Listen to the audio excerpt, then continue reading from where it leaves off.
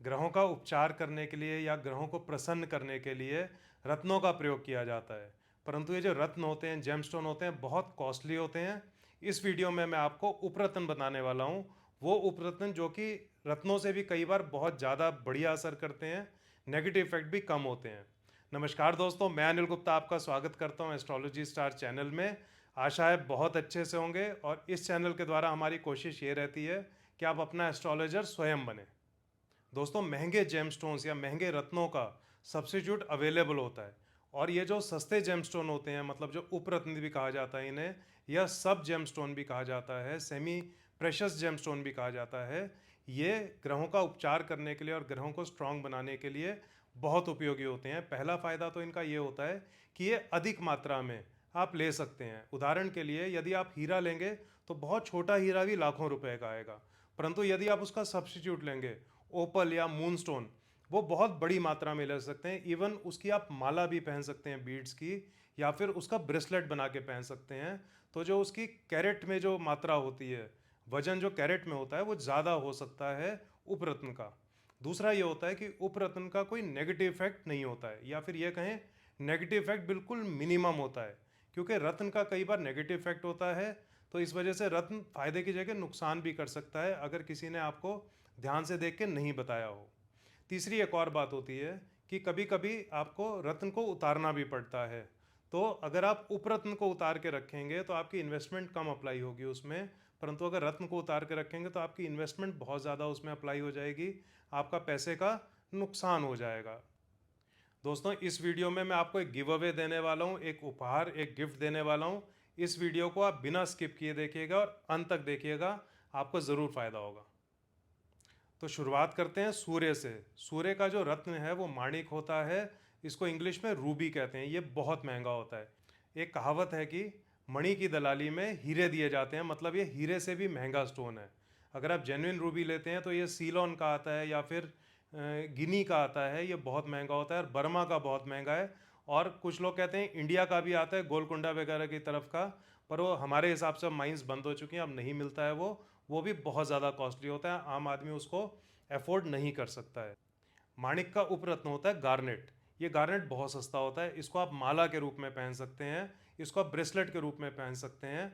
और इसका और भी फ़ायदा है कि ये आपके ब्लड प्यूरिफिकेशन का भी काम करता है, और ये सूर्य की शांति तो करता ही करता है। अब बात करते हैं चंद्रमा की। चंद्रमा का जो मुख्य रत्न है वो मोती है। अब मोती आपको सस्ते से महंगे सारे मिल जाते हैं। कल्चर्ड मोती भी मिल जाते हैं, नॉर्मल मोती भी मिल जाते हैं, नकली मोती भी मिलते हैं। ऑफ कोर्स नकली तो सारी रत्न मिलते हैं। और एक मोती मिलता है, वो होता है बसरा का मोती। मतलब बसरा एक समुद्र है, वहाँ का मोती, वो बहुत कॉस्टली होता है। और कहते हैं कि जो बसरा का मोती है उसके रिजल्ट ही सबसे अच्छे आते हैं। तो मेरा मानना है कि आप मोती के आर्गूमेंट में ना पड़ें कि कौन सा मोती अच्छा है कौन सा मोती बुरा है। इससे बेहतर है कि आप मोती का विकल्प पहन लें, वो होता है mother of pearls. Mother of pearls की माला भी मिल जाती है, ब्रेसलेट भी मिल जाता है। आप उसको डाल लें, वो आपके लिए ज़्यादा असरदार होगा, बजाय कि आप मोती के चक्कर में पड़ें। क्योंकि मोती के साथ एक टेंडेंसी देखने में आती है कि मोती कई बार आदमी को सबमिसिव बना देता है, उसकी जो एनर्जी लेवल है वो कम हो जाता है, थोड़ी सी लेथार्जी मतलब आलस्य उसका बढ़ जाता है। दोस्तों, जो उपरत्न हम यहाँ पे बता रहे हैं आपको इस वीडियो में, हम आपकी सहूलियत के लिए इसके लिंक भी डिस्क्रिप्शन बॉक्स में डाल देंगे, क्योंकि आपके लिए डिसाइड करना बहुत मुश्किल हो जाएगा कि कौन सा उपरत्न असली है कौन सा नकली है, किसकी क्वालिटी कैसी है। तो हम वही लिंक डाल रहे हैं जिन लिंक से हम इनको मंगवाते हैं अपने लिए या अपने क्लाइंट्स के लिए। अब बात करते हैं मंगल की। जो मंगल का रत्न है उसको मूंगा कहा जाता है, यानी प्रवाल कहा जाता है। जबकि ये बहुत ज़्यादा महंगा नहीं होता है, परंतु आजकल क्या करते हैं कि सफ़ेद प्रवाल पे, सफ़ेद मूंगे पे लाल रंग चढ़ा के उसको बिल्कुल चटक लाल बना के बेच दिया जाता है, जो कि असर नहीं कर पाता है। जो लाल मूंगा होता है वो इटालियन लाल मूंगा होता है, बहुत महंगा होता है। तो इस वजह से आजकल ये मिलावट का जो धंधा है वो चलता है। इसका उपरत्न बहुत सस्ता है, उसका नाम होता है लाल हकीक। इसको रेड टुर्मलिन भी कहते हैं। ये भी बहुत असरदार है, इसका भी ब्रेसलेट या माला आपको आराम से मिल जाएगी, बहुत सस्ता होता है। और इसका कोई साइड इफ़ेक्ट भी नहीं है, जैसा मूंगे में कई बार साइड इफ़ेक्ट देखने मिलता है। मूंगे की वजह से कई बार आक्रोश बहुत ज़्यादा हो जाता है व्यक्ति में, एक्सीडेंट्स होने की संभावना हो जाती है। अगर मूंगा आपको नहीं पहनना चाहिए और आप पहन लेते हैं, उस दशा की मैं बात कर रहा हूँ। अब बात करते हैं बुध की। बुध का रत्न पन्ना होता है। पन्ना भी बहुत महंगा है। अगर आप अच्छा पन्ना लेते हैं तो वह लाखों रुपए का आएगा, करोड़ों रुपए का भी आएगा। अभी एक शादी हुई थी बहुत बड़े उद्योगपति के बेटे की, उसमें पन्ने का हार पहना गया था और कहा जाता है कि उसकी कीमत कई करोड़ में थी। अगर आप YouTube पे सर्च करेंगे आपको दिख जाएगा। तो पन्ने का उपरत्न होता है ग्रीन इवेंचुरिन या फिर जेड। ये दोनों ही रत्न बहुत सस्ते हैं और इनका भी आप ब्रेसलेट या फिर माला दोनों आराम से खरीद के पहन सकते हैं। इसका कोई साइड इफ़ेक्ट भी नहीं है। अब बात करते हैं बृहस्पति ग्रह की। बृहस्पति ग्रह का जो मुख्य रत्न है वो है पुखराज। असली पुखराज बहुत महंगा होता है, लगभग हीरे के बराबर इसकी कीमत होती है। इसका भी आप उपरत्न ले, इसका उपरत्न होता है सिट्रिन और सुनहला भी होता है इसका उपरत्न। और सिट्रिन की भी आपको माला भी मिल जाएगी, ब्रेसलेट भी मिल जाएगा और इन सब का लिंक भी आपको डिस्क्रिप्शन बॉक्स में मिल जाएगा। अब बात करते हैं शुक्र ग्रह की। शुक्र ग्रह का मुख्य रत्न हीरा होता है। हीरा आप सब जानते हैं बहुत महंगा जेमस्टोन है और जो छोटा सा हीरा होता है वो ज़्यादा अच्छा असर करता नहीं है। तो आप इसका उपरत्न पहने, आपको ज़्यादा अच्छा फल मिलेगा। हीरे का उपरत्न नेचुरल क्रिस्टल है जिसको स्फटिक भी कहा जाता है। इसकी भी माला, इसका ब्रेसलेट आपको इजीली मिल जाएगा। ओपल भी आप ले सकते हैं, परंतु अच्छा ओपल काफ़ी महंगा होता है, जबकि वो उपरत्न है उसकी भी आप माला, अंगूठी या फिर ब्रेसलेट पहन सकते हैं। अब बात करते हैं शनि ग्रह की।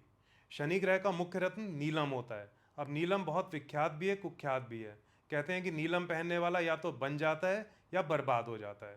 तो अगर आप इस रिस्क से बचना चाहते हैं तो नीलम का उपरत्न होता है एमेथिस्ट। एमेथिस्ट का रंग भी बहुत अच्छा है, बहुत खूबसूरत स्टोन है। इसका भी आपको बहुत बड़ा पीस मिल जाएगा अंगूठी या लॉकेट के लिए, या फिर इसकी माला भी मिल जाएगी, इसका ब्रेसलेट भी मिल जाएगा। इसका लिंक हम डिस्क्रिप्शन बॉक्स में भी दे देंगे। और ये नीलम की तरह महंगा भी नहीं होता, बहुत सस्ता होता है। अब बात करते हैं हम राहु ग्रह की। राहु ग्रह का जो मुख्य रत्न है वो गोमेद है। असली गोमेद मिलना बहुत मुश्किल होता है और गोमेद में भी बहुत सारा कन्फ्यूज़न है। कुछ गोमेद बिल्कुल ओपेक होते हैं, उसके आर पार देखना मुश्किल होता है और बहुत काले से रंग के होते हैं या डार्क ब्राउन रंग के होते हैं।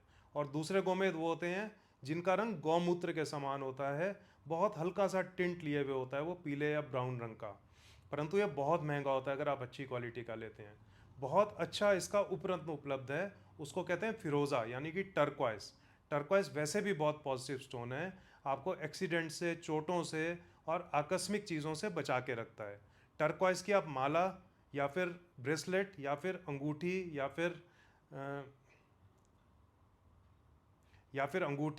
फिर लॉकेट कुछ भी बना के पहन सकते हैं।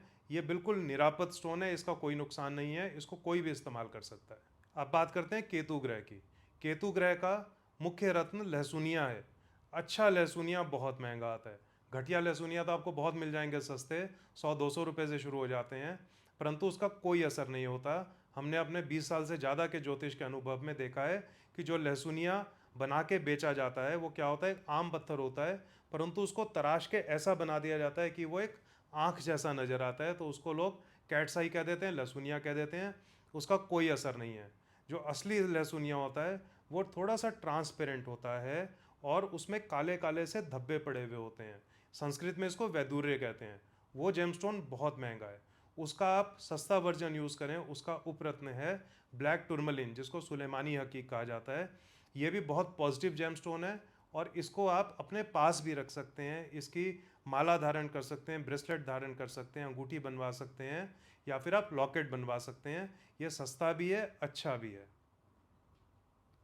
इस वीडियो के डिस्क्रिप्शन में आपको एक गूगल फॉर्म का लिंक मिलेगा। जो लोग इस गूगल फॉर्म को भरेंगे उनको मौका मिलेगा हमसे बात करने का, हमसे 1-to-1 कंसल्टेशन लेने का और हमसे परामर्श में प्रिडिक्शंस और रेमेडीज़ लेने का उनको मौका मिलेगा। इस गूगल शीट में जो लोग अपना डेटा भरेंगे उसमें से लकी विनर को छांटा जाएगा और फिर लकी विनर से हम स्वयं टेलीफोन द्वारा बात करेंगे। इसके लिए शर्त यह है कि आप हमारे यूट्यूब चैनल को सब्सक्राइब करें और हमारे वीडियो को लाइक करें और कमेंट करें और हमारे फेसबुक पे हमें फॉलो करें और वहाँ पर जाके हमारी पोस्ट को आप लाइक कर दें। यदि आपके मन में कोई प्रश्न है तो कमेंट बॉक्स में लिखें, हम अगले वीडियोस में उसका जवाब देने का भरसक प्रयास करेंगे। अगर ये वीडियो आपको उपयोगी लगा हो तो आप इसको लाइक और शेयर ज़रूर करें, हमारे चैनल को सब्सक्राइब ज़रूर करें। हम आपके लिए ऐसे इन्फॉर्मेटिव वीडियो और लाते रहेंगे। धन्यवाद।